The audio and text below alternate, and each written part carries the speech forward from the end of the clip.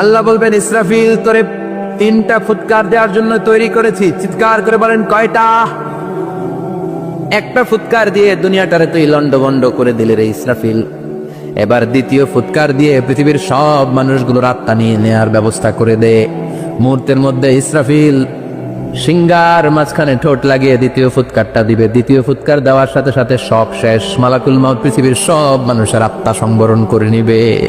সব শেষ, মানুষ নাই, জিন নাই, দানব নাই, কেউ থাকবে না। যে ইসরাফিল ফুৎকার দিয়ে সব লন্ডভন্ড করছে ওইটাও নাই।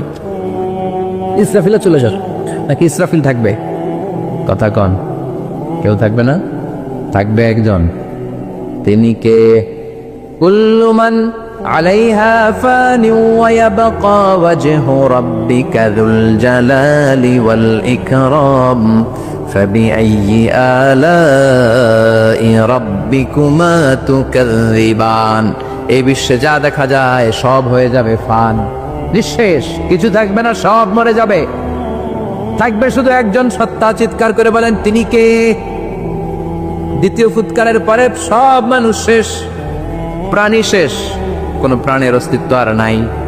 আল্লাহ বলবেন, জিন জাতিও মেরে ফেল। মালাকুল মাউত জিন জাতির আত্মা নিয়ে যাবে।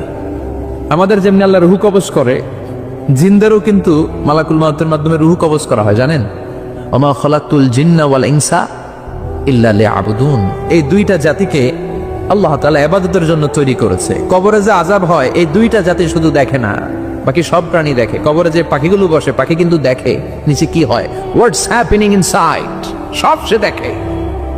গরু ছাগল আমরা কবরস্থানের পাশে বেঁধে রাখি, সব দেখে। গায়রা সাকালাইন, শুধু মানুষ আর জিন ছাড়া, ঠিক কিনা?